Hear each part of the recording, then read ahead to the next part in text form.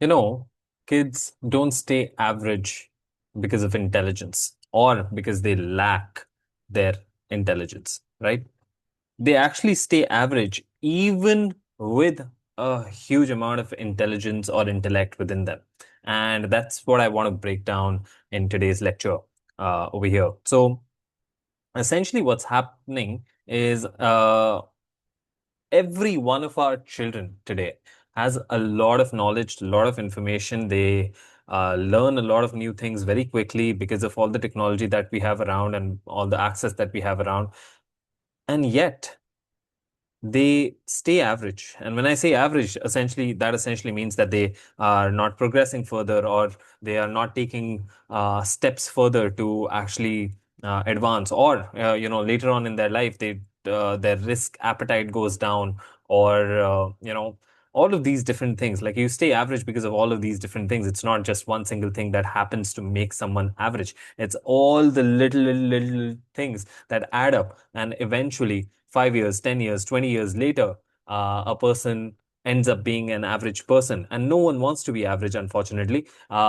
We all want to be great. We all want to be unique. We all want to identify our strengths and go deep into those strengths. And that's a human need. It's a human desire. And very few people actually are able to get to that stage, to get to that place where they're actually able to use their innate talents, their innate uh, things that they've either developed or they have been gifted, and put it to use to serve humanity. And when I say average, it also means that they are at the whims of the world or the society or a corporation, and that's also an average life, because a totally unique life is a life that you design for yourself, a life that you have to create for yourself with your own goals, with your own direction, with your own work behind those directions. So something that is templatized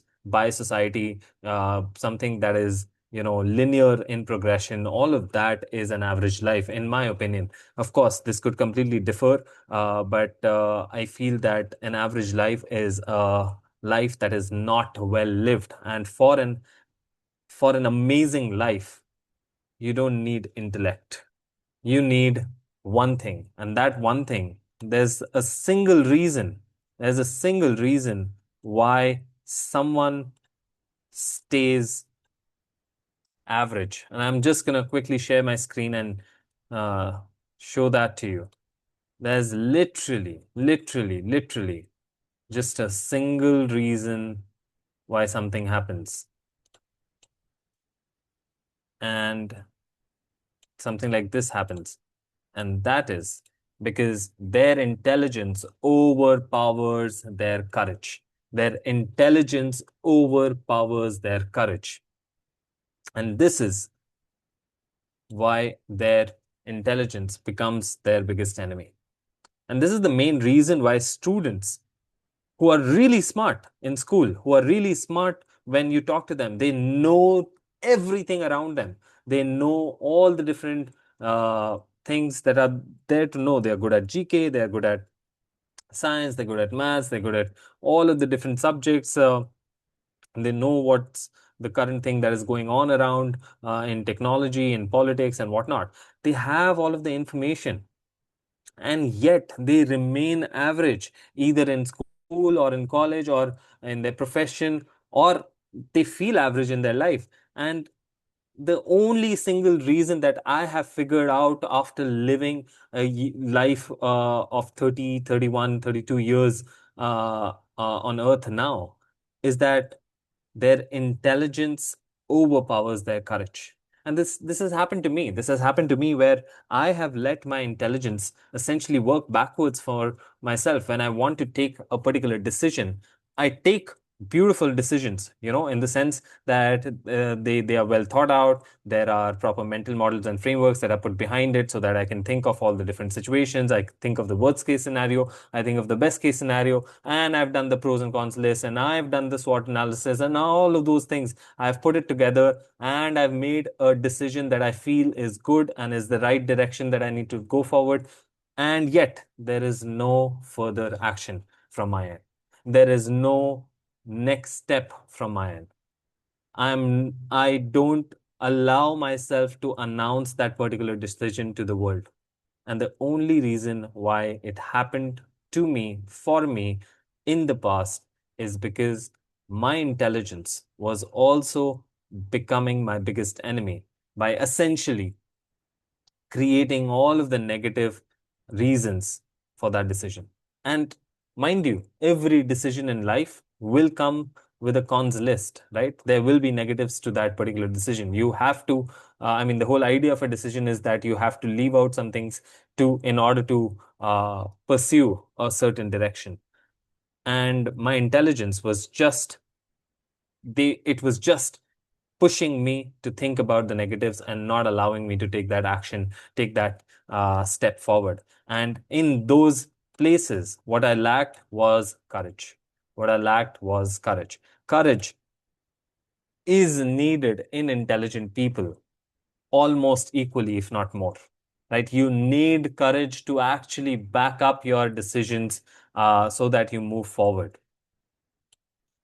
Now, this intellect is good for making the right decisions, but without courage to back up those decisions, it is all useless. It is all worthless because all the things that are in life, they are only worth it when you actually put in the effort and you take action, you take forward action towards it, and you are only going to take action when you have the conviction within you, when you have the confidence within you that you are going to move forward. And that conviction, that uh, uh, courage is what we are talking about over here. And that is the thing that stops most intelligent people in their tracks. You know, now, where does it all come from? It comes from this hidden fear of failure, of success, of being wrong publicly, of humiliation, of what will other people think. All of these fears that develop within us. And you don't see it in childhood. That it's very rare for a child till the age of say 10, 11 to develop these fears. They are usually they don't really know the second order things or the second order effect of things. So that means that when they are playing and they hit someone, they don't really realize that what they're doing and what the parent's child is gonna shout at them and so on and so forth. But by the time they turn 12, 13, 14, they start getting that awareness, they start getting smart, they start recognizing that pattern, that every time they're doing something negative in the sense that they're hitting someone or they're eating the wrong thing, they are getting scolded by someone, and that develops a fear within them slowly, slowly, slowly. And for some things, of course, this is good, like creating the right behavior that we are looking as a society. But for some things, it is also really detrimental because then they become completely surrounded by this fear and this shell, which doesn't allow them to actually experiment or explore or go forward. And that fear eventually replaces courage over time. It replaces courage over time completely. That means they won't try out new things. They won't experiment with new things. They would fear to fail. They would not allow themselves to fail, either privately or publicly. And all of those are really, really, really uh, sad and almost disgusting things because until and unless you actually fail, until and unless you actually experiment, you won't have the data. You won't have the data to actually move forward, right? You won't realize what is wrong, what is right, what is the right method, what is the wrong method, what is the ethical method, what is the non-ethical method. All of those things you only realize when you fail at something, when you try out something and it doesn't work. And all of that can only happen when you have the courage to take the next step and the next step and the next step and take it till the end when you finish the job, right? But that never happens. That would never happen if you never start. And most people, most people, they don't even start. This fear of failure just keeps going inside our heads so much that we are not willing to take that first step because we are so worried that what will other people think, and it will just uh, suck the life out of us. uh, I mean, and you can see that for yourself. You can see that for yourself in your own life, and how much you have you put in the effort to showcase a life that is, a good life for yourself. But more importantly, there are decisions that somehow subconsciously we definitely think, what are my friends going to think? What are my family going to think? What is my partner going to think? And so on and so forth. And all of those questions do come up for every one of us. But we don't let that stop us. We shouldn't let that stop us, because the moment it stops us, it becomes a fear. It becomes something that we are now bound by, rather than actually, you know, understanding it, accepting it, taking it as feedback. Okay, why will they not like it, or why will they hate me, or so on and so forth. And then you figure out answers for it, and think about that worst case scenario, and still go forward. Entrepreneurship as a journey is filled with all of these stories where you have to take the courageous path forward, and that courageous path forward eventually leads to a good outcome, right? Of course, there are failures also. There have been failures in Steve Jobs' life. There have been failures in, I don't know, in Elon Musk's life, for that, for example. And all of that really shapes that human being.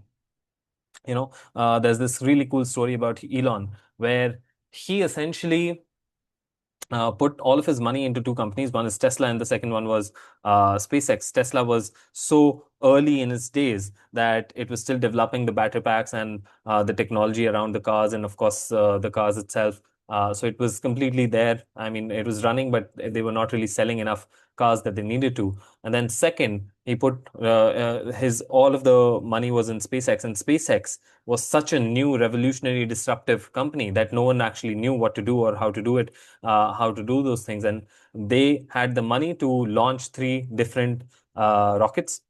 The first two rockets, this is not a small deal. Each rocket, each flight, these are the first ever SpaceX flights, you know, and first two of those rocket launches failed. First two of the rocket launches failed.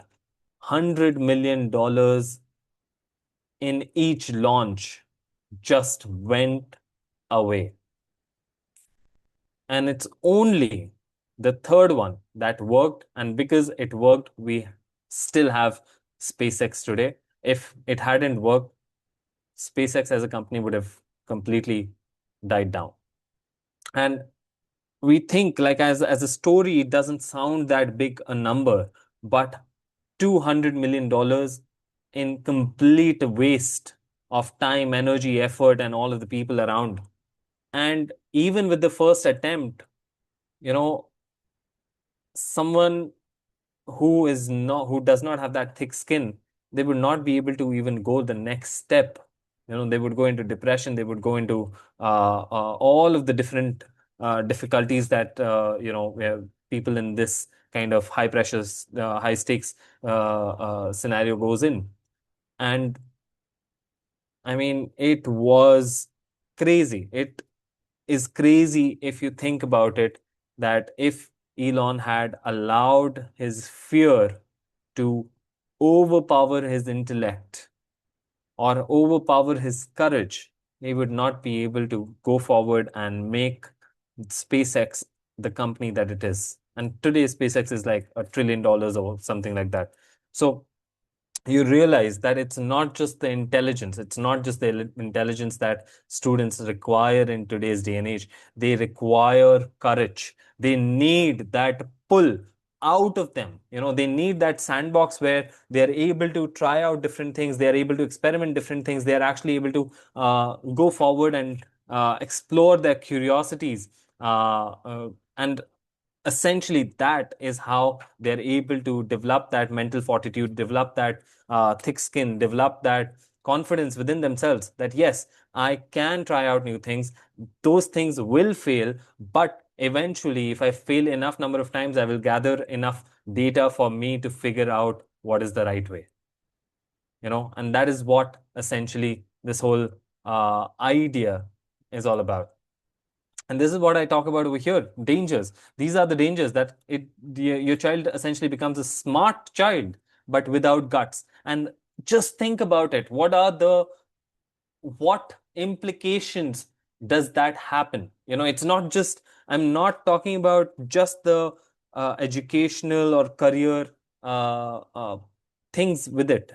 I'm talking about essentially all aspects of life. Like, how would that child function in a relationship, or how would that child even find a relationship if they are smart but don't have the guts to go and ask someone out, right? Or they are not able to hold a conversation because they're shy of a topic, or they're shy of sharing their own opinion, or they're shy of just standing up for something.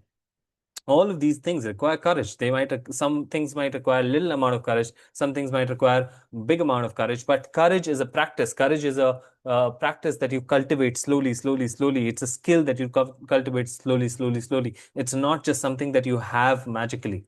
You have to take the small steps so that eventually it accumulates and it becomes big enough so that you are able to take the big bets or the big decisions or the big steps forward. So this is really important, that this is a big danger for children. Now, this all the work that we do in real life, it requires courage. It is so simple, it's so stupid also at the same time, because um, you know it requires courage to make a website and then to share that website with your friends and family members. It takes courage to put up content on the internet. It's not easy. Not everyone is doing it. That's why only 1% or 5% of the internet is actually making content.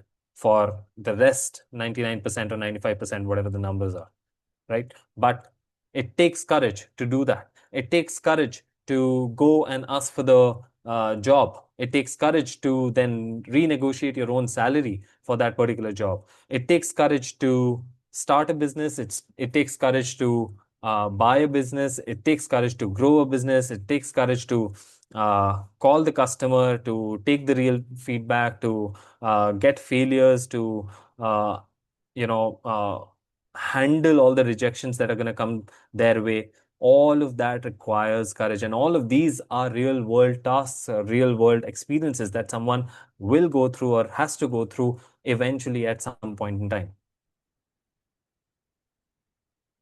And it cannot be taught. You cannot teach each and everything. It can only be cultivated slowly, deliberately, and ideally at a young age. Teenage years are the formative years where this can be cultivated without any additional uh, uh, pressure from the outside. And entrepreneurship is a great way to do that. There are, of course, other ways. Public speaking is another way, and public speaking is something that we cover at Cosmic Essence as well. But public speaking is also a courageous act, and it definitely develops courage over time. And slowly, slowly, slowly, you get to the bigger stage and the bigger stage and the bigger stage, and you get comfortable with speaking in front of people and so on and so forth. So you are building that courage over time, and that's what we're talking about.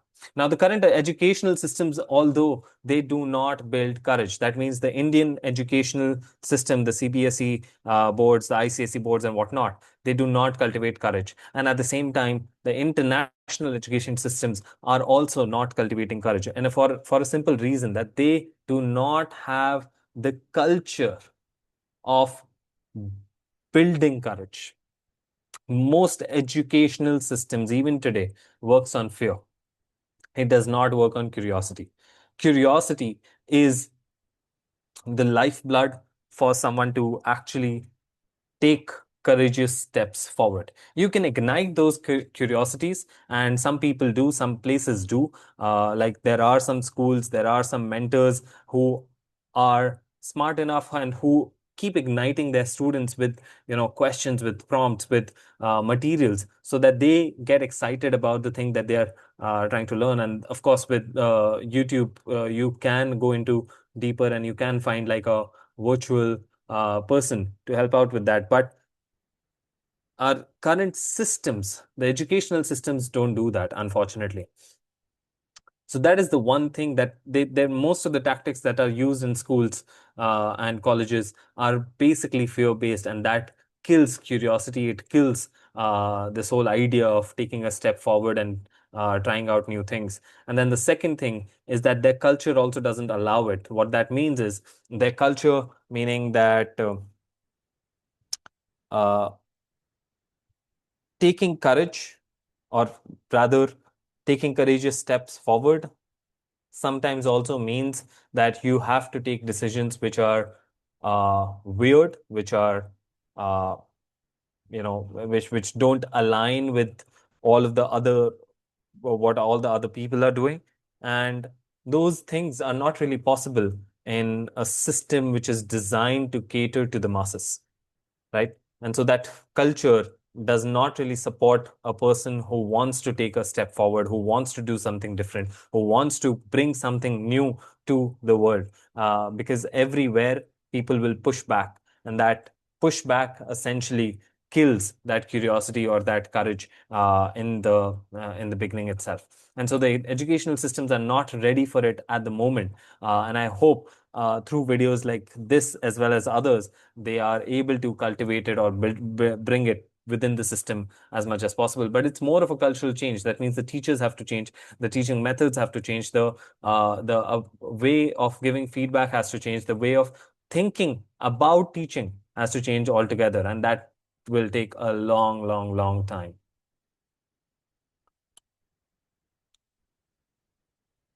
Now, how do we change this early? How do we change this early? Now, in order to change this early on, it's very simple. It is actually simple. These are simple to understand techniques, and they are also simple to implement. Okay, these are techniques, practices, activities that you want to call them. They are simple to do, but they are also simple not to do. So it's important for you to understand which direction you want to go forward in, right? And the earlier you do it, again, these are not age based. Teenage is when it starts, but you can start much younger as well. There is no problem with that. And so there's no uh, particular age group bracket that this works on, but teenage, because that's the group that I majorly work with, it really works well from teenage and above. So how do we change this early and surely? First, you have to recognize that it is a problem. Now, most parents, unfortunately, don't even recognize that, you know, that lack of courage is a problem, because we over-index for intelligence. Everywhere, every single place, we talk about intelligence, we talk about IQ, we talk about marks, we talk about all of these things that are somehow been quantified by a random, arbitrary way. But why haven't we quantified courage, the ability to take risk, the ability to uh, finish a task that you set out to do? All of these are real world skills, real world practices, real world uh, mental fortifiers that we are not even considering. So first, as a parent, you really have to understand and recognize it as a problem. That lack of courage is a problem. Even if your kid is smart, even if your child is smart, if they are lacking courage, then everything else is a waste. Second, once you do that, once you recognize it, then second, start noticing your child. Start noticing your child more carefully. See if they are fearful of trying out new things, or there is resistance of trying out newer experiences or meeting newer people, or trying out newer dishes. I mean, it can be as small as that. And uh, I'm not saying that as a blanket statement. Of course, there can be preferences as well, but at times we let all of these little things compound over time so much that it becomes like we start living in a shell. Like, for example, if someone just wanted to eat, uh, you know, uh, I mean, let's say in my childhood, this has something that has happened to me, and it's a very small example, but of course, it had massive consequences when I went to college. So what happened was, in my during my childhood, I loved to eat bhindi. In Hindi, it's called bhindi. In English, it's called ladyfinger. So we had that as the common sabji or the curry that we used to have, and me and my brother both loved it so much so that almost every second day, third day at home, we were just eating it. And throughout our teenage years, again, I don't remember before that, but at least our teenage years, from age 13 to say age 17 or 18 till when I was at home, I would regularly eat bhindi so much uh, that, I started avoiding everything else. I started avoiding eating all of the other green, leafy, all the other kinds of vegetables for that matter, like spinach or radishes or carrots or anything else. And uh, what that made me do, again, this was all unconscious. No one really knew what's going to happen. But the moment I landed up in college and I had to kind of find my own way, and there was no one else to cook for me, and so I had to rely on whatever the canteen is giving me, giving the food for me. Um, Suddenly there was this fear of, will I be able to eat this? Will I be able to even survive for that matter in that college? Because food is such an important aspect. Like, you cannot live without food. And the first 3 months were a disaster. First 3 months I fell sick, and also they were a big disaster because the food that they were serving me, they were giving me all kinds of vegetables, of course, rotating it religiously every day. It's going to be a new curry. And so the first 3 months, my body just couldn't take that food, and I had to just figure out something else. I would eat outside or I would eat junk food and whatnot, but I could not eat the canteen food regularly. And that just caused so much problem. And I'm saying that again, it's a simple example, but it is a big example for me because it came true. Like that fear or that resistance of me not trying out new vegetables uh, kind of resulted in this 3 month dilemma where I did not have energy, where I did not like the food, where I did not like the people, where I did not enjoy the studies that I went so excitedly for. And all of these things were a big problem. I mean, there was a point where I felt sick so much that I wanted to just come back home, you know. So all of those can really compound in a very quick manner. So keep looking for these fear, resistance, or avoidance of new things, or new experiences, or new people, or new, just new learnings in general, because these are the starting symptoms. These are the starting symptoms that are, they are kind of using their intellect to rationalize not going forward, or they are trying to using their intellect to rationalize that this is not the right thing for them without actually trying it out. Then go forward and apply these practices. So the three practices that I really advocate are these. Very simply put, allow them to explore, spark curiosity, and allow failure. Of course, when I say practices, uh, this is essentially a way of leading a life going forward. So one is to allow them to explore. What that simply means is this is essentially to shun away from this whole idea. Go away from the idea of do what interests you. Now, this is really important. You have to go away from this idea of do what interests you.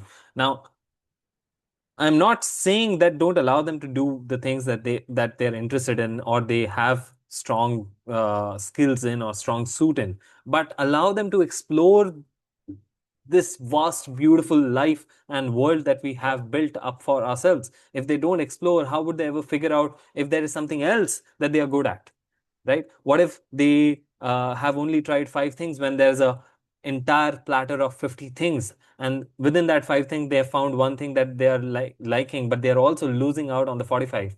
Again, I know that we cannot be doing that all through our lives, because then we'll go crazy. And that's why this particular age of teenage is the best time for them to experiment. It's the best time for them to just try out new things, new skills, new ideas, new ways of learning. Allow them to learn different subjects. Take them to art classes, take them to painting, take them to dancing, take them to sports, take them to STEM, electronics, robotics. Let them try each and everything, even if it does not fit into their portfolio, even if it does not fit into their domain or interest or whatever. You never know.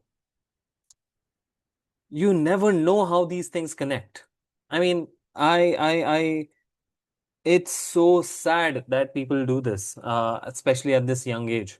I mean, I keep going back to the story of Steve Jobs, where how he said that all of these dots connect as you go older, or when you look back to your childhood or the past. That's how these dots connect. And so for Steve Jobs, it was essentially when he was making this Macintosh, which essentially turned into the MacBooks that we all use now. When the Macintosh was first started, he was the person to inject this idea of fonts onto the computer, right? Before that, there was just a single font. It was all bland. It all looked the same way. But Steve Jobs was the one who said that we need fonts onto the PC.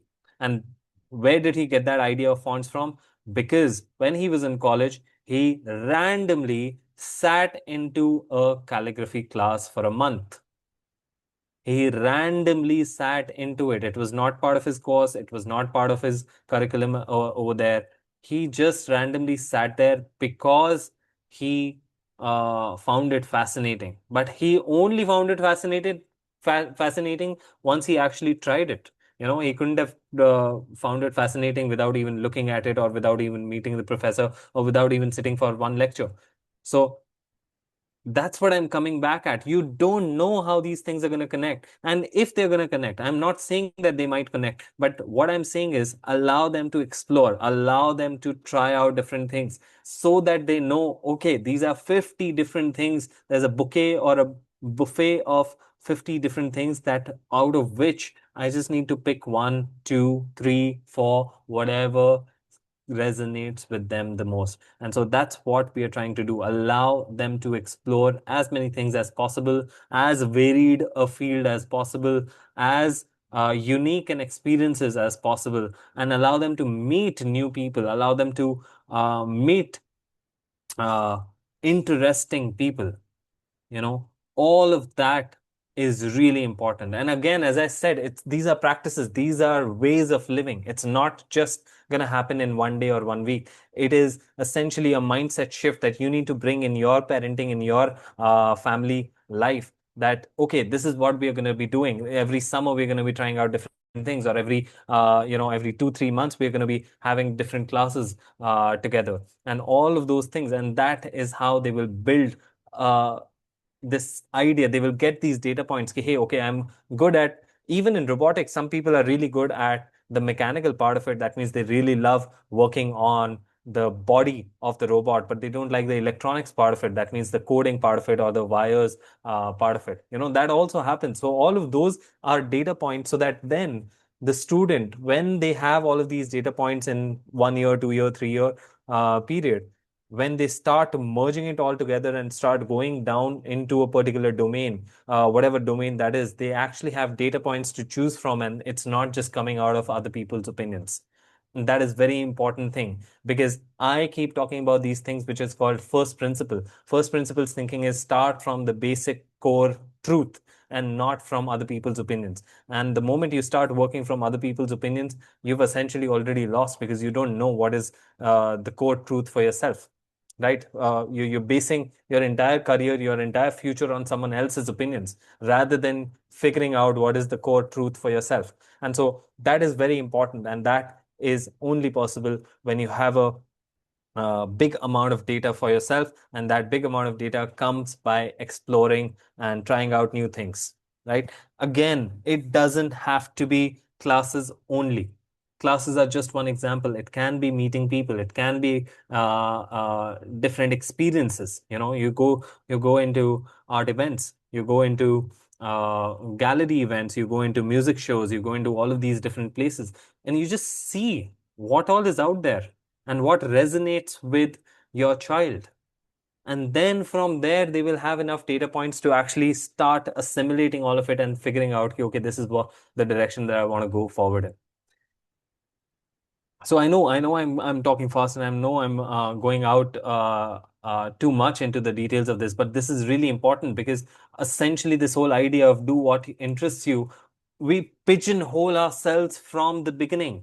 Imagine a 10-year-old who's good at coding has pigeonholed himself into coding throughout their entire life. That is such a sad life to imagine, even to imagine a 10-year-old who's good at coding, and good for them. Good for them if they're good at coding. But imagine that once they're good at coding, and just because they haven't tried out anything else, they haven't even tried sports once, or they tried sports like football, but they did not try cricket, or they did not try badminton, or they did not try something else, and they just thought that sports are not for me. And once you decide that, then you never go back to it. And when you know never go back to it, it just becomes so stupid.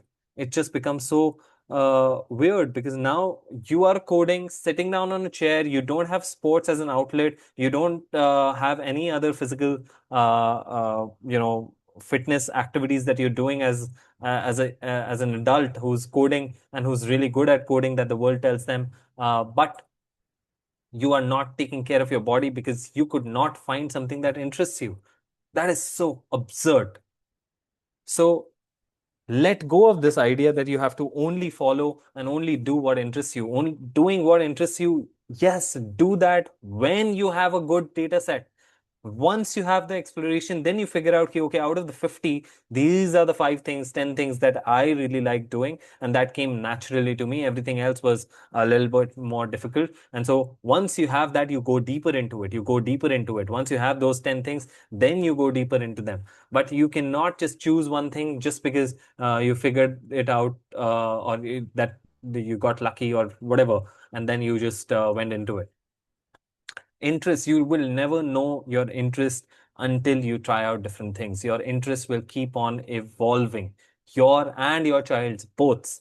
So use your own experience to actually help your child. Don't just allow someone else's opinion to cloud your judgment. you know just check your own life.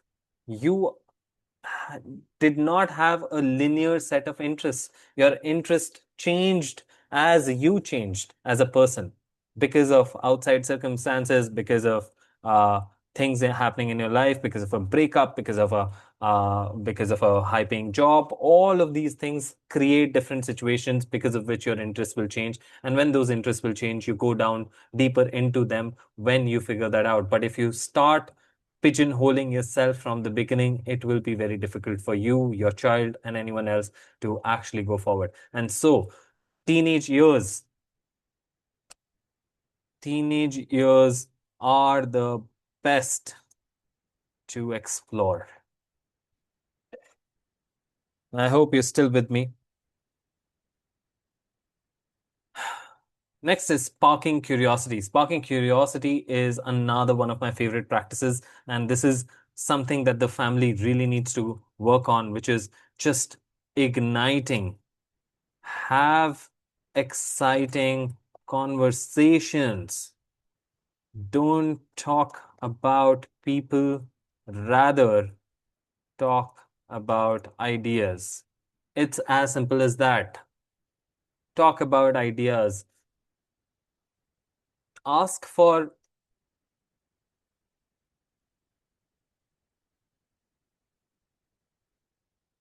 their judgments. Ask for their judgments, decisions, etc. All of that sparks curiosity. You know, um,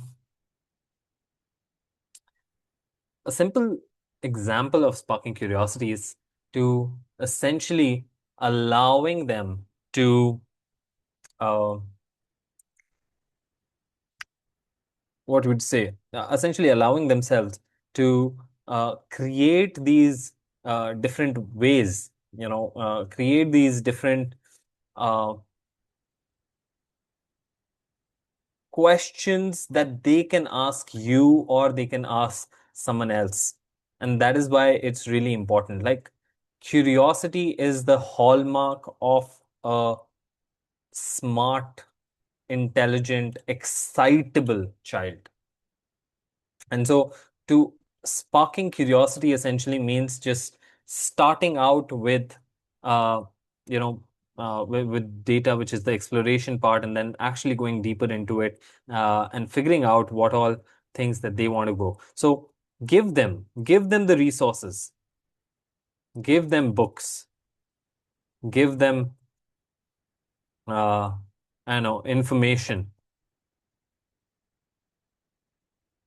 allow them to ask questions to you or to teachers or to mentors or to YouTube or to AI.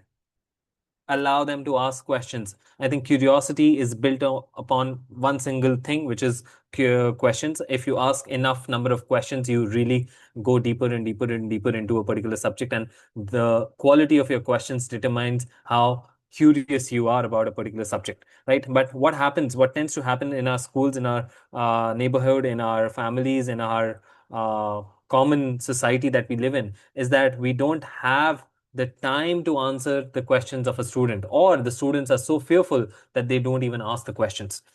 Even when you say that, hey, ask me questions, they are not going to ask you questions because they are so fearful that they are either going to be scolded, or the answers are not going to be there, or they're going to be thought of as stupid. And all of that fear is essentially stopping them internally, to not allowing them to go forward and go deeper into their curiosities. And so allow them to ask stupid questions, and tell them that, hey, this is good, this is really good. Like, you have to change your own attitude. If you're someone who's very impatient and you want, like, you want them to just essentially ask questions which are more meaningful, but you have to realize that for them, that is a meaningful question.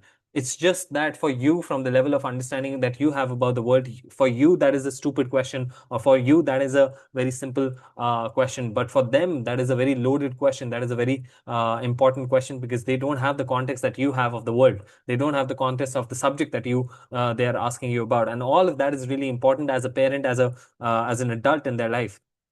Because if you don't allow them to question, one, question the world around them, two, question about the particular subject, or about the particular domain that they are into it, then they will start accepting the opinions of other people directly. They will start, I mean, they will essentially stop thinking themselves and start allowing other people's opinions, other people's thinking, to just work for them. And that is not a good way to lead life, because essentially that's what we are fearful of, right? That's what an average life is about, where other people's opinions essentially guide our life.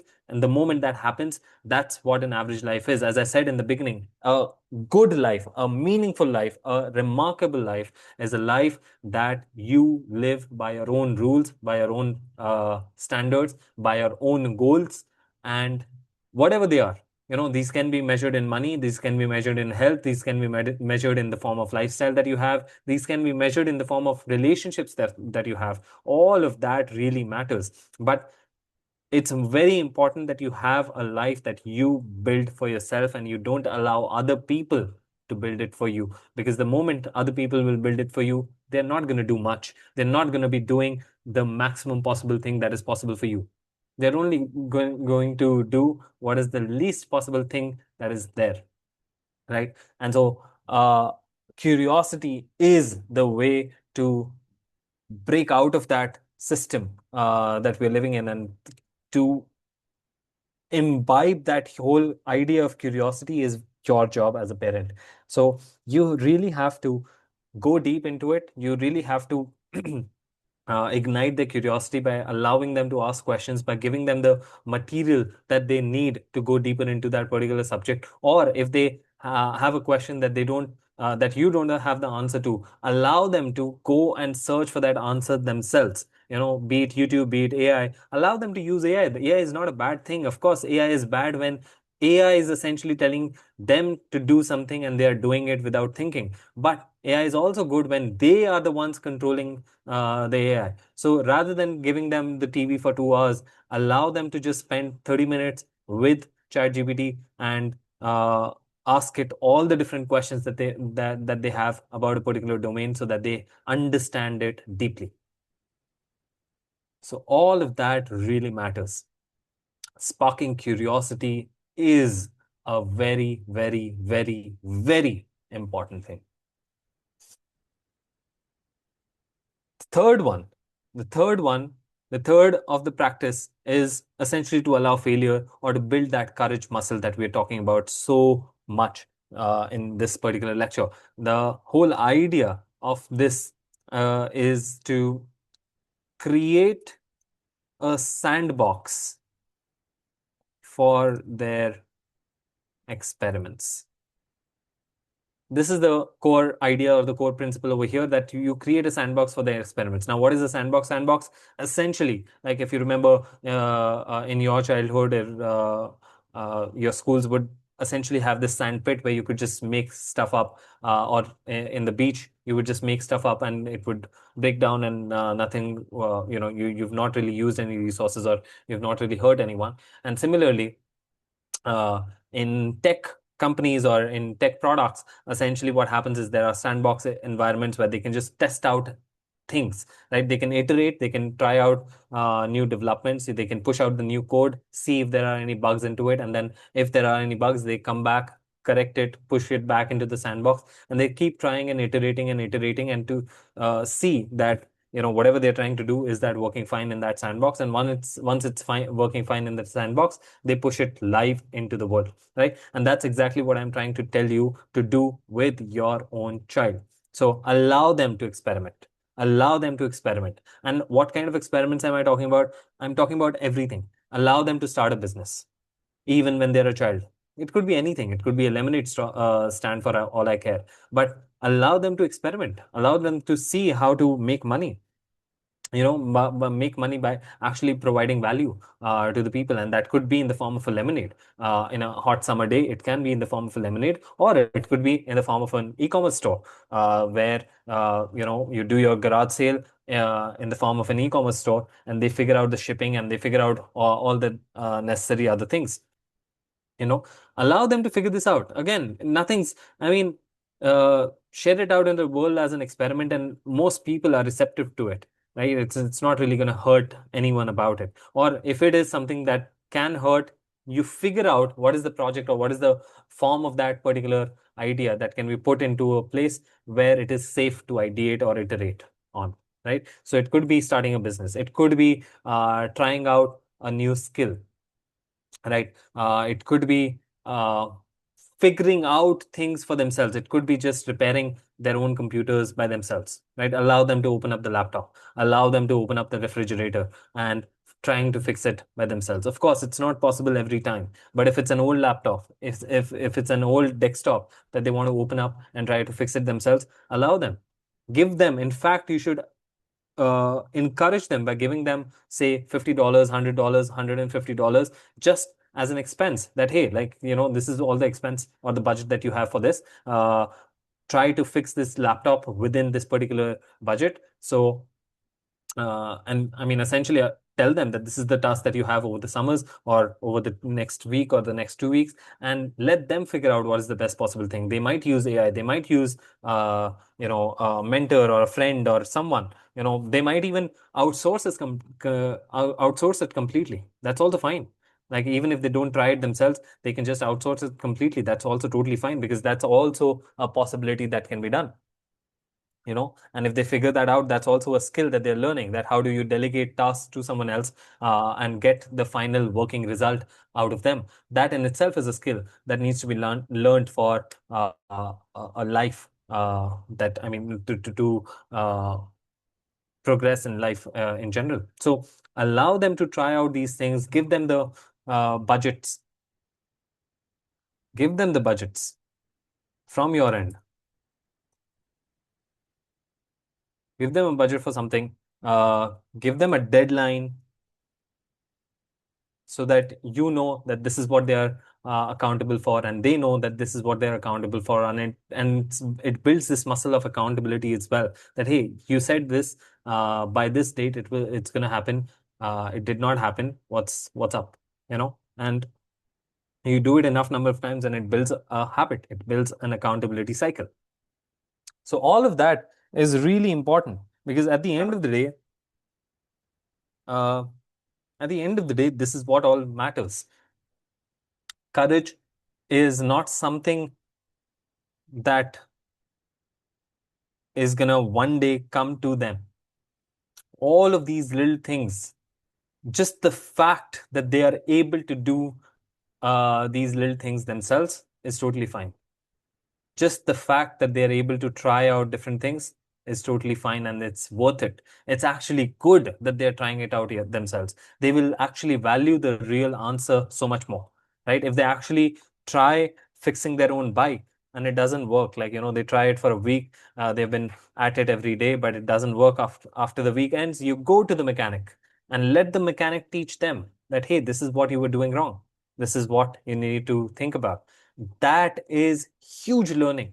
Think of the self-esteem that it would come to them because they tried their hand out at something, did not work, and they failed at it again and again and again, and yet they kept showing up and they kept trying. And then they found a mentor, that mentor helped pinpoint the right thing that they had to do. And now suddenly their entire mind has expanded. And so this is exactly what you as a parent want, right? I mean, you want them to expand their mind, open up their mind, develop these skills quickly and at the same time in depth, right? You don't want superficial skills because that doesn't help. Superficial skills are the ones that are going to AI today, right? And tomorrow, if it's not AI, it's going to be AGI. If it's not AGI, it's going to be super AGI. Whatever the new iteration of the technology that comes in, it is going to go if it's not in depth, if it's not something that is down to their bones, right? So you have to create that environment. You have to create an environment of allowing them to experiment, and it's okay if they break things. If it's okay if they, create a mess. Uh, I mean, of course, you have to control the downside of it. You cannot give your car to them to correct or to fix it, but you can give them like their bike. That's totally okay. That should be possibly okay. Or if not the bike, you find a uh, uh, you find a bike that is bad, I don't know, from a junkyard or something like that. You get that bike and ask them to fix it. It's a small project that they can work on. It's a simple thing, but give them projects to work on. And these are projects that either you supervise or you work with them, together with them, anything. Or you just find someone who helps you do that thing, right? This is exactly what Cosmic Essence does. We have projects that we ask the students to work on. And the projects are hands-on. They have to work on them themselves. And all of that creates a skill. That's exactly what I'm talking about. It is a sandbox for failure for the children.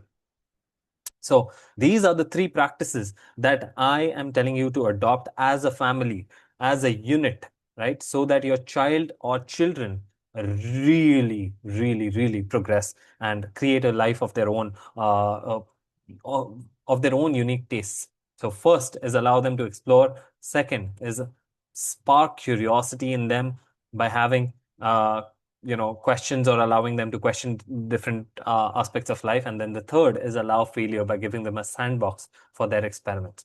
Now, there is a bonus one that I was keeping from you, and this is the bonus one, that allow them to read biographies, or ask them to read biographies, or you read them together.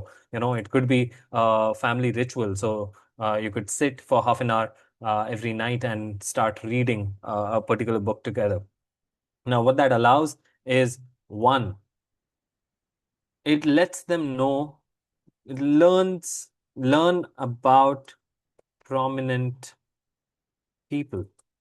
It lets them learn about prominent people who have created a unique life enough to actually get someone to actually write that biography. right? Because biographies are usually written by someone else. It could be an autobiography as well. That's also totally fine. But it was unique enough that there was an entire book that was written on that person, and that person could be anyone. It doesn't have to be monetary. It doesn't always have to be a startup person, or it doesn't have to be Warren Buffett, or it has doesn't have to be in the business world. It can be in the world of science. There are a lot of scientists like Marie Curie, whose life was crazy and beautiful and amazing, and what she made out of it was outstanding. Similarly, Albert Einstein. It could also be, a scientist like I'm forgetting that person, but she, I think Goodall or something. But she essentially, I don't know, she was working with the chimpanzees and the monkeys for more than a decade in Africa, or I don't know if that was in Africa or somewhere, but yeah, she worked with the chimpanzees, figured out what made them tick, and gave us something that we use till today. And it's crazy. Like these scientists, these people who work in the field, they have some crazy, crazy stories that a child in these years can really learn from. And what do you learn from them? You learn the failures that they've had. We only see the successes. Unfortunately, we only know Mother Teresa as Mother Teresa once she got famous, once she got the acclaim that she for her work. But her work required a lot of sacrifice from her end. It did require a lot of um, it required a lot of failures on her end, which were not which we somehow miss out on. And so I'm asking you to go deeper into the people that you want your child to model their life around. And how do you do that? You do that by reading biographies. Do not watch documentaries. That does not help. It could, but it's not the same feeling. You could possibly get them interested into biographies through documentaries, and that's the path that you could possibly take. But reading in itself is so much more in depth because you get emotionally attached to the person, unlike a movie or a documentary, unfortunately. Sometimes it does happen, but most times they become more entertainment led rather than more understanding led. So that's what I'm talking about. So ask them to read biographies. This in itself is going to change the way they start looking at the world and experience failure and all of that. So with that, I will leave you with this one last thing, which is what I started. The entire thing is that the smart kids end up average only because their intellect is overpowering their courage. And intellect is important. No one is denying that. I teach thinking to students, right? That is my job, to teach thinking, to teach mental models, to teach frameworks, to teach entrepreneurship to students. But all of that intellect is a waste. It goes down in the dustbin without action, without courage, without the fortitude, without the conviction that is behind those decisions or design behind that intellect, right? So this is the most important thing that you as a parent can ever do for your child.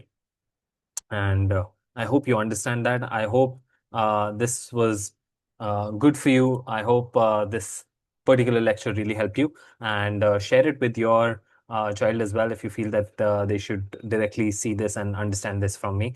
And reach out to me if you're looking for entrepreneurship help for your child, because I teach entrepreneurship to high school students and turn them into future founders, right? And we have multiple programs, workshops, long, short, however you want it. So reach out to us through email or through DMs on Instagram, or through going to our website, whatever the way that you prefer. And definitely follow us over here on YouTube so that you're able to continue getting these videos in your feed, as well as you continue to stay in touch with me. All right. With that, see you in the next one.